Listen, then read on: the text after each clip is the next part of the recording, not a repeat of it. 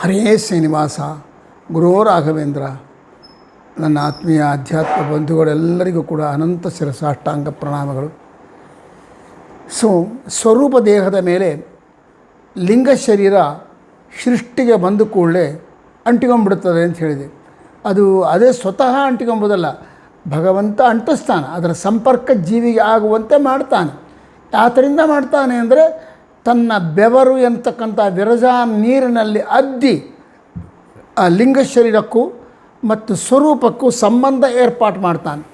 ಯಾವಾಗ ಸಂಬಂಧ ಉಂಟಾಗ್ತದೋ ಆಗ ಜೀವಿ ಬಂಧನಕ್ಕೆ ಒಳಗಾಗ್ತಾನೆ. ಅಲ್ಲಿವರೆಗೆ ಯಾವ ತರಹದ ಬಂಧನ ಇಲ್ಲದರೆ ಸ್ವಸ್ಥವಾಗಿದ್ದ ಇಂಥ ಜೀವಿಗೆ ಇಚ್ಛಾ, ಕ್ರಿಯಾ, ಜ್ಞಾನ ಎಂಬುದು ಸ್ವರೂಪಭೂತ. ಜ್ಞಾನೇಚ್ಛಾ ಕ್ರಿಯೆಗಳು ಅಂತಕ್ಕಂಥದ್ದು ಜೀವಿಯ ಸ್ವರೂಪದಲ್ಲೇ ಇರ್ತವೆ. ಅಂದರೆ ಜೀವಿ ಹೇಗೆ ಶರೀರವನ್ನು ಹೊಂದಿರ್ತಾನೋ, ಆ ಶರೀರ ಜೀವಿಯಿಂದ ಬೇರೆ ಅಲ್ಲವೋ, ಅದೇ ಪ್ರಕಾರ ಆ ಜೀವಿಗೆ ಕೂಡ ಜ್ಞಾನ ಇರ್ತಾರೆ, ಇಚ್ಛೆ ಇರ್ತಾರೆ, ಕ್ರಿಯೆ ಇರ್ತಾರೆ. ಅವನು ಕೈಕಾಲು ಆಡಿಸಬಲ್ಲ, ಮತ್ತು ಅವನಿಗೆ ಜ್ಞಾನ ಇರ್ತದೆ, ಅವನಿಗೆ ಅಪೇಕ್ಷೆ ಇರ್ತಾರೆ. ಆದರೆ ಅಸೃಜ್ಯ ರಾಶಿಯಲ್ಲಿರುವಾಗ ಸೃಷ್ಟಿಗೆ ಬಂದ ಮೇಲೆ ಕೂಡ ಆ ಜ್ಞಾನ ಜೀವಿಯ ಸ್ವರೂಪಭೂತವಾಗಿರತಕ್ಕಂಥ ಜ್ಞಾನ ಇಚ್ಛಾ ಕ್ರಿಯೆಗಳಿಗೆ ಅಭಿವ್ಯಕ್ತಿ ಇರೋದಿಲ್ಲ, ಅವು ಪ್ರಕಟವಾಗೋದಿಲ್ಲ. ಅವು ಪ್ರಕಟ ಆಗಬೇಕಾದರೆ ಪರಮಾತ್ಮ ಬಿಂಬರೂಪಿ ಪರಮಾತ್ಮನಿಂದ ಪ್ರಕಟವಾಗಿರತಕ್ಕಂಥ ದತ್ತ ಸ್ವಾತಂತ್ರ್ಯ ಅಂತಕ್ಕಂಥ ಭಗವದ್ ಅವಂದೇ ರೂಪಗಳು. ಆ ರೂಪಗಳ ಪ್ರೇರಣೆಯಿಂದ ಈ ಜ್ಞಾನ ಇಚ್ಛಾ ಕ್ರಿಯೆಗಳು ಪ್ರಕಟವಾಗುತ್ತವೆ. ಇಲ್ಲಿ ಈ ಸಂದರ್ಭದಲ್ಲಿ ಒಂದು ಮಾತು ಹೇಳಿದರೆ ತಪ್ಪಾಗಲಾರದು, ತಿಳ್ಕೋಬೇಕಾದ್ದು. ಆದರೆ ಇಲ್ಲಿ ಚಕ್ರಾಬ್ಜ ಮಂಡಲದಲ್ಲಿ ಅದರ ಸೂಚನೆ ಇಲ್ಲ. ಕೇವಲ ತ್ರಿಕೋಣಾಕಾರವಾಗಿರ್ತಕ್ಕಂಥ ಲಿಂಗ ಶರೀರವನ್ನು ಮಾತ್ರ ದಾಸರು ಸೂಚನೆ ಮಾಡಿದ್ದಾರೆ. ಈ ಸ್ವರೂಪ ಏನದಲ್ಲ, ಈ ಸ್ವರೂಪದ ಮೇಲೆ ಎರಡು ಲಿಂಗ ಶರೀರಗಳಿರ್ತವೆ. ಒಂದು ಇದಕ್ಕಿಂತ ಅಭಿನ್ನವಾಗಿ ಅದಕ್ಕೆ ಅಂಟಿಕೊಂಡಿರ್ತಕ್ಕಂಥ ಕಾರಣಲಿಂಗ ಶರೀರ ಅಂತ ಒಂದಿರ್ತಾರೆ. ಇದು ಕಾರ್ಯಲಿಂಗ ಶರೀರ. ಇದು ಮೇಲೆ ತ್ರಿಕೋಣಾಕಾರವಾಗಿರೋದೇನದಲ್ಲ, ಕಾರ್ಯಲಿಂಗ ಶರೀರ. ಇದನ್ನೇ ಜಗನ್ನಾಥದಾಸರು ಜೀವಿಗೆ ವಾಸುದೇವಾವರಣ ಇರ್ತದೆ ಅಂತ ಹೇಳ್ತಾರೆ. ವಾಸುದೇವಾವರಣ ಬೇರೆಯಲ್ಲ, ಕಾರಣಲಿಂಗ ಶರೀರ ಬೇರೆಯಲ್ಲ. ಭಗವಂತನಿಗೆ ಶ್ರೀವತ್ಸ ಚಿಹ್ನೆ ಹೇಗೆ ಅವನ ಎದೆಯ ಮೇಲೆ ಅವನಿಂದ ಅಭಿನ್ನವಾಗಿ ಇರ್ತದೋ, ಅದೇ ಪ್ರಕಾರ ಸಾತ್ವಿಕ ಜೀವಿಗಳೆಲ್ಲರಿಗೂ ಕೂಡ ಸಾತ್ವಿಕಮಯವಾಗಿರ್ತಕ್ಕಂಥ ಸತ್ವಮಯವಾಗಿರ್ತಕ್ಕಂಥ ಕಾರಣಲಿಂಗ ಶರೀರ ಎಂಬುದು ಒಂದಿರ್ತದೆ. ಅದು ಅವನಿಗೆ ಅಂಟಿಕೊಂಡಿರ್ತದೆ. ಅದು ಮುಕ್ತಿಗೆ ಹೋದರೂ ಇರ್ತದೆ. ಅದು ಮುಕ್ತಿಯಲ್ಲಿ ಏನು ಮಾಡ್ತದೆ, ಆದರೆ ಲಿಂಗ ಶರೀರ ಹೋಗಿಬಿಡ್ತದಲ್ಲ, ಹೋದರೆ ತಾನೇ ಮುಕ್ತಿ. ಕಾರಣಲಿಂಗ ಶರೀರ ಮಾತ್ರ ಹೋಗ್ತದೆ. ಕಾರ್ಯಲಿಂಗ ಶರೀರ ಹೋಗ್ತಾರೆ, ಕಾರಣಲಿಂಗ ಶರೀರ ಹೋಗೋದಲ್ಲ. ಮುಕ್ತಿಯಲ್ಲಿ ಏನು ಮಾಡ್ತದೆ ಅದು ಭಗವಂತನಿಗೆ ಶ್ರೀವತ್ಸ ಚಿಹ್ನೆ ಆಗೋನು ಹಾಗೆ ಕಾರಣಲಿಂಗ ಶರೀರ ಎಂಬುದು ಕೂಡ ಜೀವಿಯ ಸ್ವರೂಪದ ಮೇಲೆ ಇರ್ತದೆ. ಅದು ಸಾತ್ವಿಕಮಯವಾಗಿರ್ತದೆ, ಸತ್ವಗುಣ ಶುದ್ಧ ಸತ್ವಾತ್ಮಕವಾಗಿರ್ತದೆ. ಅದೇನು ಮಾಡ್ತದೆ ಗೊತ್ತನಾ, ಜೀವಿಯ ಭೋಗಗಳಿಗೆ ಕಾರಣ ಆಗ್ತದೆ. ವೈಕುಂಠದಲ್ಲಿ ಜೀವಿ ಜೀವನ ಮಾಡುವಾಗ ಅವನೇನಾಗ್ತದೆ ಗೊತ್ತಾ, ಅವನು ಏನೇನು ಬೇಕು ಅಂತ ಅಪೇಕ್ಷೆ ಪಡ್ತಾರಲ್ಲ, ಅಪೇಕ್ಷೆ ಪಟ್ಟ ವಸ್ತುಗಳೆಲ್ಲ ಈ ಕಾರಣಲಿಂಗ ಶರೀರದಿಂದ ಅಭಿವ್ಯಕ್ತವಾಗ್ತವೆ, ಅವುಗಳನ್ನು ಅನುಭವಿಸ್ತಾ ಇರ್ತಾನೆ. ಕಾರಣಲಿಂಗ ಶರೀರ ಒಂದು ಸ್ವರೂಪ ದೇಹಕ್ಕೆ ಅಂಟಿಕೊಂಡೇ ಇರ್ತಾರೆ. ಅದು ಶುದ್ಧ ಸತ್ವಾತ್ಮಕವಾದದ್ದು, ಮೋಕ್ಷದಲ್ಲೂ ಇರ್ತಾರೆ. ಈ ಕಾರ್ಯಲಿಂಗ ಶರೀರ ಎಂಬುದು ಇದು ಆ ಕಾರಣಲಿಂಗ ಶರೀರದ ಮೇಲೆ ಇರತಕ್ಕಂಥದ್ದು. ಇದು ನಾಶ ಹೊಂದತಕ್ಕಂಥದ್ದು, ಇದು ಹೋಗಿಬಿಡ್ತದೆ. ಇದು ತ್ರಿಗುಣಾತ್ಮಕವಾಗಿರ್ತಕ್ಕಂಥದ್ದು. ಕಾರಣಲಿಂಗ ಶರೀರ ಅದಲ್ಲ, ಅದು ಶುದ್ಧ ಸತ್ವಾತ್ಮಕವಾದದ್ದು. ಕಾರ್ಯಲಿಂಗ ಶರೀರ ಸತ್ವ ರಜ ತಮೋ ಗುಣಗಳಿಂದ ಕೂಡಿಕೊಂಡಿರ್ತಕ್ಕಂಥದ್ದು. ಸತ್ವ ರಜ ತಮೋ ಗುಣಗಳಿಂದ ಕೂಡಿಕೊಂಡಿರ್ತಕ್ಕಂಥದ್ದು. ಈ ಸ್ವರೂಪ ದೇಹಕ್ಕೆ ಅಂಟಿಕೊಂಡಿರ್ತಕ್ಕಂಥ ಕಾರಣಲಿಂಗ ಶರೀರ ಎಂಬುದೇ ಅದೇ ವಾಸುದೇವಾವರಣ ಅಂತಾರೆ. ಅದು ಶುದ್ಧ ಸತ್ವಾತ್ಮಕವಾದದ್ದು, ಅದು ಜೀವಿಯಿಂದ ಅಭಿನ್ನವಾದದ್ದು. ಮುಕ್ತಿಯಲ್ಲೂ ಅದು ಇದ್ದೇ ಇರುತ್ತದೆ. ಈ ಕಾರಣಲಿಂಗ ಶರೀರ ಏನದಲ್ಲ, ಅನಾದಿಯಿಂದ ಬಂದದೆ, ಆದರೆ ಮಧ್ಯದಲ್ಲಿ ಹೋಗ್ತದೆ. ಯಾವಾಗ ಹೋಗ್ತದೆ? ಲಿಂಗ ಬ್ರಹ್ಮದೇವರು ವಿರಜಾ ನದಿ ಸ್ನಾನ ಮಾಡುವಾಗ ಆ ಜೀವಿಗಳನ್ನು ಕೂಡ ಸಾಧನ ಪೂರ್ತಿಯಾದ ಜೀವಿಗಳನ್ನು ಕೂಡ ಜೀವನ್ಮುಕ್ತರು ಅಂತ ಅನಿಸ್ಕೊತಾರೆ. ಅವ್ರನ್ನೆಲ್ಲ ಕರ್ಕೊಂಡು ಹೋಗಿ ಭಗವಂತ ವಿರಜಾ ನದಿಯಲ್ಲಿ ಸ್ನಾನ ಮಾಡ್ತಾನೆ. ಆಗ ಆ ಲಿಂಗ ಶರೀರ, ಈ ಕಾರಣ ಲಿಂಗ ಶರೀರ ಎಂಬುದು ಬಿಟ್ಟು ಹೋಗುತ್ತದೆ. ಬಹಳ ಗಮನದಲ್ಲಿಟ್ಟು ಕೇಳಬೇಕು. ಜೀವಿಗೆ ಸ್ವಂತ ಪ್ರಾಪರ್ಟಿ ಯಾವುದು ಅಂತಂದರೆ ಅವಂದು ಅಂಬೋದು. ಅವನೇ ಸಂಪಾದನೆ ಮಾಡಿಕೊಂಡು ಬಂದಿದ್ದು. ಯಾವಾಗ ಸಂಪಾದನೆ ಮಾಡಿದ, ಎಲ್ಲಿಂದ ಬಂತು, ಯಾವಾಗ ಬಂತದ್ದು ಎಂಬುದು ಯಾರಿಗೂ ಗೊತ್ತಾಗೋದಿಲ್ಲ. ಅದು ಯಾವುದಂದರೆ ಸ್ವರೂಪ ದೇಹ. ಈ ಸ್ವರೂಪ ದೇಹ ಮಾತ್ರ ಜೀವಿಯ ಸ್ವಂತ ಪ್ರಾಪರ್ಟಿ. ಇದು ಯಾರು ಕೊಟ್ಟಿದ್ದಲ್ಲ, ಭಗವಂತ ಕೊಟ್ಟಿದ್ದಲ್ಲ, ಭಗವಂತ ಸೃಷ್ಟಿ ಮಾಡಿದ್ದಲ್ಲ. ಅದು ಒಂದೇ ಅವನದಾದ ಆಸ್ತಿ. ಅದು ಅವನನ್ನು ಬಿಟ್ಟು ಹೋಗೋದಿಲ್ಲ, ನಿರಂತರ ಅವನೊಟ್ಟಿಗೆ ಇರ್ತದೆ. ಎಲ್ಲಿರ್ತದೆ? ಅಸೃಜ್ಯ ರಾಶಿಯಲ್ಲಿರ್ತದೆ, ಸೃಷ್ಟಿಯಲ್ಲಿ ಇರ್ತದೆ, ಮುಕ್ತಿಯಲ್ಲೂ ಇರ್ತದೆ. ಇನ್ನು ಇದರ ಮೇಲೆ ಇರ್ತಕ್ಕಂಥ ಕಾರಣಲಿಂಗ ಶರೀರ ಇದಕ್ಕೆ ಅಂಟಿಕೊಂಡೇ ಇರ್ತದೆ. ಅದೇ ವಾಸುದೇವಾವರಣ, ಅದು ಕೂಡ ಜೀವಿಯ ಸ್ವಂತ ಪ್ರಾಪರ್ಟಿ. ಅದನ್ನು ಭಗವಂತ ಸೃಷ್ಟಿ ಮಾಡಿದ್ದ ಅಲ್ಲ. ಇನ್ನು ಮೇಲೆ ಇದರ ಮೇಲೆ ಈ ಕಾರ್ಯಲಿಂಗ ಶರೀರ ಅಂತ ಏನದಲ್ಲ, ತ್ರಿಗುಣಾತ್ಮಕವಾದ ಹೀಗದಲ್ಲ, ಇದು ಭಗವಂತ ಸೃಷ್ಟಿ ಮಾಡಿಲ್ಲ, ಜೀವಿ ತಾನು ತಂದುಕೊಂಡಿದ್ದಾನೆ. ಆದರೆ ಈ ಆಸ್ತಿ ಏನದಲ್ಲ, ಇದು ಮುಂದೆ ಹೋಗಿಬಿಡ್ತದೆ. ಯಾವಾಗ ಹೋಗ್ತದೆ? ಅದು ಬ್ರಹ್ಮದೇವರು ವಿರಜಾ ನದಿ ಸ್ನಾನ ಮಾಡುವಾಗ ಅವರು ತಮ್ಮ ಲಿಂಗ ಶರೀರವನ್ನು ಬಿಡುವಾಗ ಈ ಲಿಂಗ ಶರೀರ ಅವರೊಟ್ಟಿಗೆ ಇದು ಹೋಗ್ತದೆ. ಅದ ಕಾರಣ ಅನಾದಿಯಿಂದ ಇರತಕ್ಕಂಥದ್ದು ಈ ಕಾರಣಲಿಂಗ ಶರೀರ. ಇದು ಸ್ವತಃ ಜೀವಿಯೇ ಸಂಪಾದನೆ ಮಾಡಿಕೊಂಡು ಬಂದಾನೆ. ಆದರೆ ಇದು ಅವನಿಗೆ ಪರ್ಮನೆಂಟಾಗಿ ಉಳಿಯೋದಿಲ್ಲ, ಇದು ಹೋಗ್ತದೆ. ಯಾವಾಗ ಹೋಗ್ತದೆ ಅದು ಟೈಮ್ ಹೇಳ್ರಿ ಅಂತಂದರೆ ಸಾಧ್ಯನೇ ಇಲ್ಲ. ಅದಕ್ಕೆ ಜ್ಞಾನಿಗಳು ದೊಡ್ಡವರು ಹರಿಕಥಾಮಸಾರಕಾರ ಎಲ್ಲ ಹೇಳಿದರು. ಜೀವಿಯ ಸಾಧನೆಯನ್ನು ಹೇಳಿದ್ದಾರೆ. ಒಬ್ಬ ಜೀವಿ ಬ್ರಹ್ಮದೇವರಿಗೆ ಲಿಂಗ ಶರೀರ ಯಾವಾಗ ಬಿಟ್ಟು ಹೋಗ್ತದೆ ಅಂದರೆ 200 ಬ್ರಹ್ಮಕಲ್ಪಗಳ ನಂತರದಲ್ಲಿ ಬಿಟ್ಟು ಹೋಗ್ತದೆ. 199 ಬ್ರಹ್ಮಕಲ್ಪಗಳಾಗಿ 199ನೇ ಬ್ರಹ್ಮಕಲ್ಪದಲ್ಲಿ ವಾಯುದೇವರಾಗಿ ಅವತಾರ ಇರ್ತಾರೆ ಅವರು. 200ನೇ ಬ್ರಹ್ಮಕಲ್ಪ, ಅದು 100 ಇಯರ್ಸ್. ಅದು ಆ ಪೀರಿಯಡ್ ಕಂಪ್ಲೀಟ್ ಆದಮೇಲೆ ಕೊನೆಗೆ ಅವರಿಗೆ ಲಿಂಗ ಶರೀರ ಇದ್ದೇ ಇರ್ತದೆ, ಅದು ಹೋಗಿಬಿಡ್ತದೆ. ಸೊ ಬ್ರಹ್ಮದೇವರಿಗೆ 200 ಬ್ರಹ್ಮಕಲ್ಪಗಳು ಬೇಕು. ಒಂದು ಬ್ರಹ್ಮಕಲ್ಪ ಅಂತಂದರೆ ನಮ್ಮ ಊಹೆಗೆ ನಿಲ್ಲಗದೇ ಇರತಕ್ಕಂಥ ಪೀರಿಯಡ್ ಅದು. ಒಂದು ಬ್ರಹ್ಮಕಲ್ಪ ಅಂತಂದರೆ 100 ವರ್ಷಗಳು. ಬ್ರಹ್ಮದೇವರ 100 ವರ್ಷ ಅಂದರೆ ನಮ್ಮ ಮಾನವರ ವರ್ಷಗಳು ಎಷ್ಟಾಗ್ತವೆ? ಅಯ್ಯೋಯ್ಯೋಯ್ಯೋಯ್ಯೋ. ಸುಮ್ಮನೆ ಒಂದು ಉದಾಹರಣೆ ಸಿಂಪಲ್ಲಾಗಿ ಹೇಳಬೇಕಂದ್ರೆ ಕಲಿಯುಗ ಎಷ್ಟಿರ್ತದೆ? ಸುಮ್ಮನೆ ಹೇಳ್ತಿದ್ದೀನಿ ನಾನು, 4 ಲಕ್ಷ ವರ್ಷಗಳು. ಅದಕ್ಕೆ ಡಬಲ್ ದ್ವಾಪರ ಯುಗ 8 ಲಕ್ಷ. ಅದಕ್ಕೆ ಡಬಲ್ ತ್ರಿಬಲ್ ಯಾವುದು? ತ್ರೇತಾಯುಗ. ಅದಕ್ಕೆ 4 8 4 32. ಅದು 40 ಲಕ್ಷ ವರ್ಷಗಳಾದರೆ ಒಂದು ಮಹಾಯುಗ ಆಗ್ತದೆ. ಪಂಚಾಂಗದಲ್ಲಿ ನೀವು ನೋಡ್ಬೋದು ಪ್ರತಿಯೊಂದು. ನಾನು ಪರ್ಫೆಕ್ಟಾಗಿ ವರ್ಷ ಕರೆಕ್ಟಾಗಿ ಕೊಟ್ಟಿಲ್ಲ, ನಾನು ಹೇಳಿಲ್ಲ. ಆದರೆ ಇದು ಸಿದ್ಧ. ನಮ್ಮ ಉತ್ತರಾದಿ ಮಠ, ರಾಯರ ಮಠ, ಯಾವ ಮಠದ ಪಂಚಾಂಗ ತೆಗೆದು ನೋಡಿದ್ರು ಕೂಡ ಕಲಿಯುಗದ ಪ್ರಮಾಣ ಎಷ್ಟು, ದ್ವಾಪರ ಯುಗದ ಪ್ರಮಾಣ, ತ್ರೇತಾಯುಗದ್ದು, ಕೃತಯುಗದ ಪ್ರಮಾಣ ಹೇಳ್ತಾರೆ. ಇದೆಲ್ಲ ಸೇರಿದರೆ ಎಷ್ಟಾಗ್ತದೆಯಾ ಅಂತಂದರೆ 40 ಲಕ್ಷ ವರ್ಷಗಳಾಗ್ತವೆ. ಇಂಥ ಒಂದು 40 ವರ್ಷಗಳ ರೌಂಡ್ ತಿರುಗಿದರೆ 4 ಯುಗಗಳು ಒಂದು ಸಲ ಚಕ್ರದಂತೆ ತಿರುಗಿ ಹೋದರೆ ಅದಕ್ಕೆ ಮಹಾಯುಗ ಅಂತಾರೆ.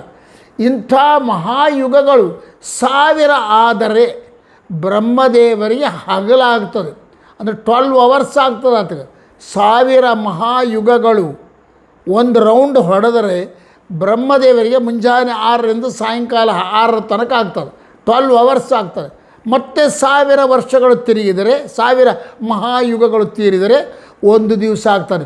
ಅಂದರೆ ಬ್ರಹ್ಮದೇವರ ಒಂದು ದಿನದಲ್ಲಿ 2000 ಮಹಾಯುಗಗಳು ತಿರುಗಿ ಹೋಗ್ತವೆ.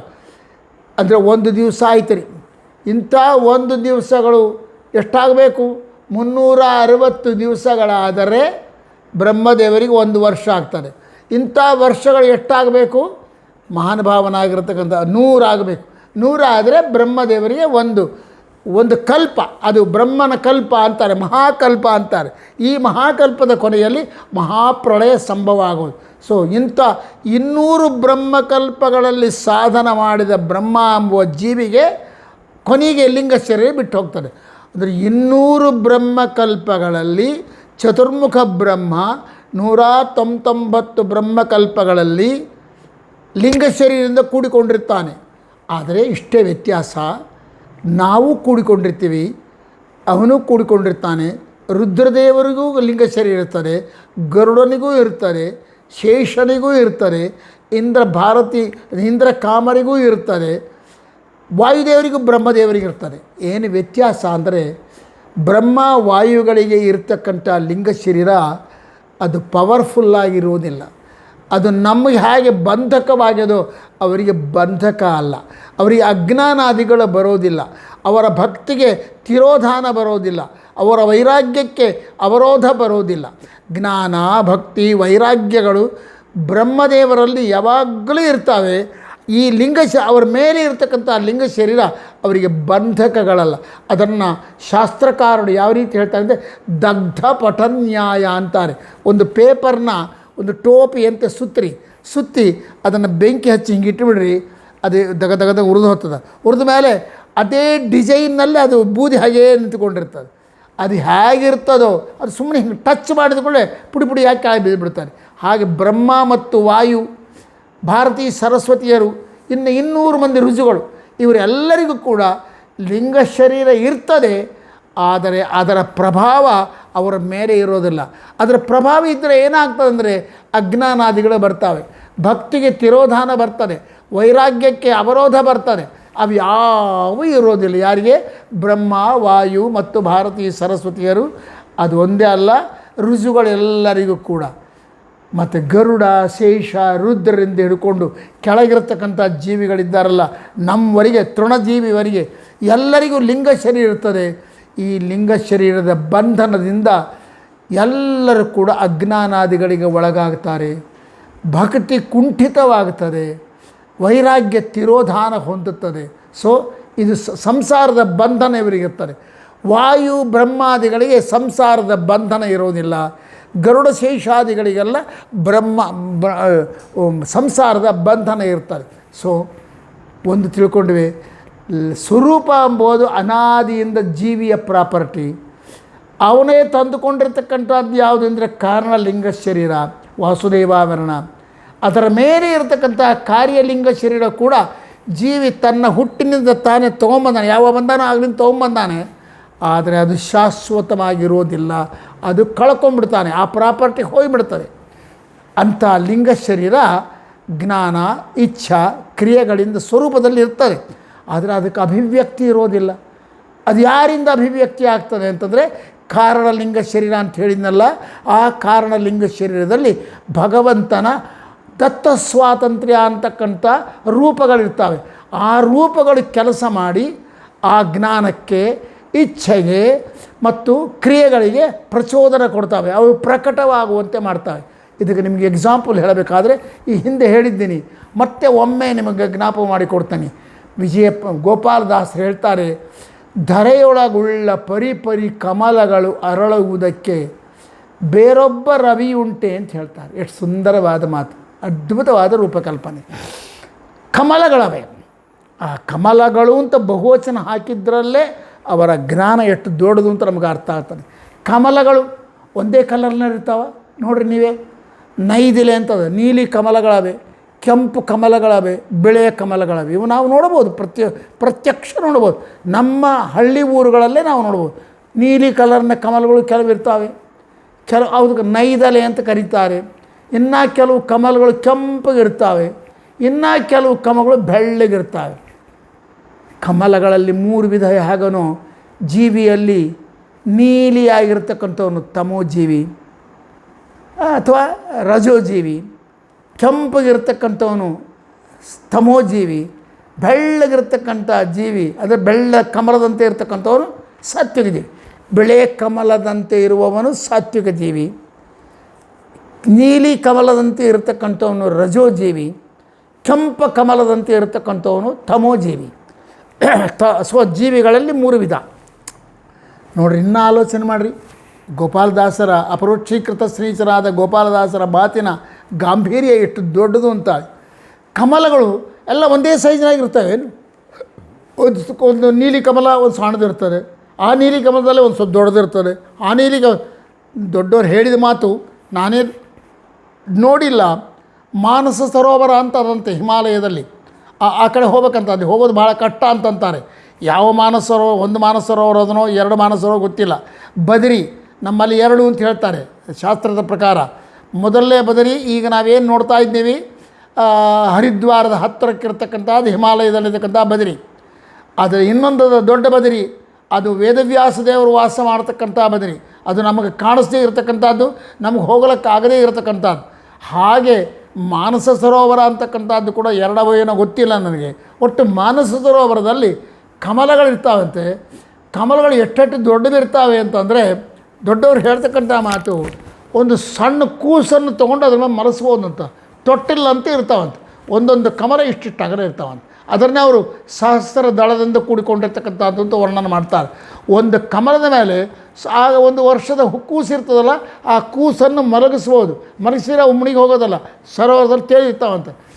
ಸೊ ಸಣ್ಣ ಕಮಲ, ದೊಡ್ಡ ಕಮಲ, ಅದಕ್ಕಿಂತ ದೊಡ್ಡ ಕಮಲ. ಬಿಳಿಯದರಲ್ಲಿ ಹಾಗಿರ್ತವೆ, ನೀಲಿ ಕಮಲದಲ್ಲಿ ಬೇರೆ ಬೇರೆ ಇರ್ತವೆ, ಕೆಂಪು ಕಮಲದಲ್ಲಿ ಕೂಡ ಸಣ್ಣದು ದೊಡ್ಡದು ಇರ್ತವೆ. ಸೊ ತ್ರಿವಿಧ ಜೀವರು, ಸಾತ್ವಿಕ, ರಾಜಸ, ತಾಮಸರು, ಇವರಲ್ಲಿ ಕೂಡ 3 ವಿಧ ಜೀವರು. ಒಂದು ಒಳ್ಳೆ ಸ್ವಭಾವ ಇರತಕ್ಕಂಥವ್ರು, ಅದಕ್ಕಿಂತ ಶ್ರೇಷ್ಠ ಸ್ವಭಾವ ಇರತಕ್ಕಂಥವ್ರು, ಅದಕ್ಕಿಂತ ಶ್ರೇಷ್ಠ ಸೊ 3 ಭೇದ ಅಂಬೋದು ಸತ್ಯವಾಗಿರ್ತಕ್ಕಂಥ ಇಂಥ ಕಮಲಗಳಲ್ಲಿ 3 ಗುಣ ಇರ್ತವೆ ಇವರು. ಅದು ನೀರಿನಲ್ಲಿ ಮೊಗ್ಗೆ ಆಗಿರ್ತದೆ ನೋಡ್ರಿ. ಈ ಮೊಗ್ಗೆಯಾಗಿ ಇರತಕ್ಕಂಥ ಒಂದು ಬೆಳೆ ಕಮಲ ಅದ ಅಂದ್ಕೊಳ್ರಿ. ಆ ಕಮಲದ ಒಳಗೆ ಕ್ರಿಯೆ ಅದ. ಏನು ಕ್ರಿಯೆ ಗೊತ್ತಾ? ಅರಳುವಿಕೆ. ಅಂದರೆ ಅದು ಹಿಂಗೆ ಬಿಟ್ಕೋತದೆ. ಸೂರ್ಯನ ಕಿರಣ ಬಿದ್ದ ಕೂಡಲೇ ಕಮಲ ಈಗ ತಕ್ಕೋತದೆ.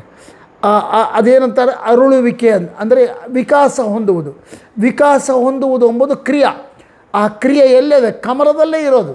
ಆ ಕಮಲದಲ್ಲಿರುವ ಕ್ರಿಯೆ ಪ್ರಕಟ ಆಗಬೇಕಾದ್ರೆ ಸೂರ್ಯನ ಕಿರಣ ಬಂದು ಬೀಳಬೇಕಾದ್ರೆ, ಸೂರ್ಯನ ಕಿರಣ ಬಿದ್ದು ಕೂಡ ಹೀಗೆ ಆಗುತ್ತಾ. ಸೊ ಕ್ರಿಯಾ ಕಮಲದಲ್ಲಿರೋದೆ. ಜೀವಿಯಲ್ಲಿ ಸ್ವರೂಪದಲ್ಲಿ ಕ್ರಿಯೆ ಅದೆ. ಜ್ಞಾನ ಏನು ಗೊತ್ತನ? ಅದು ಕಮಲ ಹಿಂಗೆ ಅರಳಿದ ಕೂಡಲೇ ಒಳ್ಳೆ ವಾಸನೆ ಬರ್ತದೆ, ಗಮ್ಮಂತ ವಾಸನೆ ಬರ್ತದೆ. ಒಳ್ಳೆ ವಾಸನೆ ಬರ್ತದೆ. ಆ ವಾಸನೆ ಯಾವುದು ಗೊತ್ತಾ? ಜ್ಞಾನ ಅಂತ ಅಂದ್ಕೊಳ್ರಿ ನೀವು. ವಿಕಾಸ ಹೀಗೆ ಅರಳುವಿಕೆ ಎಂಬುದು ಕ್ರಿಯೆ. ಅದು ಅರಳಿದ ಕೂಡಲೇ ಒಂಥರ ಕಾಂತಿ ಹೊರಗೆ ಬರ್ತದಲ್ಲ, ಆ ಕಾಂತಿ ಎಂಬುದೇ ಜ್ಞಾನ. ಜ್ಞಾನ ಇಚ್ಛೆ ಏನು? ಆ ಕಮಲಕ್ಕೆ ಇರ್ತದೆ, ನಾನು ಅರಳಬೇಕು ಅಂತ ಇರ್ತದೆ. ಆದರೆ ಅದಕ್ಕೆ ಪ್ರಕಟ ಯಾವುದು? ಸೂರ್ಯನ ಕಿರಣದಿಂದ ಆಗೋದು. ಭಗವಂತನ ದತ್ತ ಸ್ವಾತಂತ್ರ್ಯ ನಾಮಕ ಪರಮಾತ್ಮನ ಪ್ರೇರಣೆಯಿಂದ ಏನಾಗ್ತದೆ? ಜೀವಿಯಲ್ಲಿರತಕ್ಕಂಥ ಜ್ಞಾನ ಪ್ರಕಟ ಆಗ್ತದೆ, ಜೀವಿಯಲ್ಲಿರತಕ್ಕಂಥ ಕ್ರಿಯೆ ಪ್ರಕಟವಾಗುತ್ತದೆ, ಜೀವಿಯಲ್ಲಿರತಕ್ಕಂಥ ಇಚ್ಛೆ. ಜೀವಿ ಒಂದು ಇಚ್ಛೆ ಬಿಡ್ತಾನಂದರೆ ಅದಕ್ಕೆ ಕಾರಣ ಯಾರು? ಭಗವಂತ. ಯಾವುದು? ದತ್ತ ಸ್ವಾತಂತ್ರ್ಯ ಅಂತಕ್ಕಂಥ ಭಗವಂತನ ಪ್ರೇರಣೆಯಿಂದ ಅದು ಪ್ರಕಟವಾಗ್ತದೆ. ಸೊ ಜ್ಞಾನ, ಇಚ್ಛಾ, ಕ್ರಿಯೆಗಳು ಜೀವಿಯ ಸ್ವರೂಪಭೂತವಾದವುಗಳು. ಆದರೆ ಇವು ತಾವಾಗಿ ಪ್ರಕಟ ಆಗುವುದಿಲ್ಲ. ಯಾರಿಂದ ಪ್ರಕಟವಾಗ್ತವೆ ಅಂದರೆ ಕಾರಣಲಿಂಗ ಶರೀರದಲ್ಲಿರ್ತಕ್ಕಂಥ ದತ್ತ ಸ್ವಾತಂತ್ರ್ಯ ನಾಮಕ ಪರಮಾತ್ಮನಿಂದ ಇದು ಪ್ರಕಟವಾಗುತ್ತದೆ ಅಂತಂಬುದನ್ನು ನಾವು ಸ್ಪಷ್ಟವಾಗಿ ತಿಳ್ಕೋಬೇಕು. ಇಂಥ ಲಿಂಗ ಶರೀರದಲ್ಲಿ ಇವಕ್ಕೆ ಪ್ರಕಟ ಮಾಡುವರು ಯಾರು? ಜ್ಞಾನ, ಇಚ್ಛಾ, ಕ್ರಿಯಾ. ಇದು ಲಿಂಗ ಶರೀರದ ದ್ವಾರ ಪ್ರಕಟ ಯಾರು ಮಾಡ್ತಾರೆ? ಅದನ್ನು ನಾಳೆ ನೋಡೋಣ ಅಂತ ಹೇಳ್ತಾ, ಹರೇ ಶ್ರೀನಿವಾಸ, ಗುರೋ ರಾಘವೇಂದ್ರ.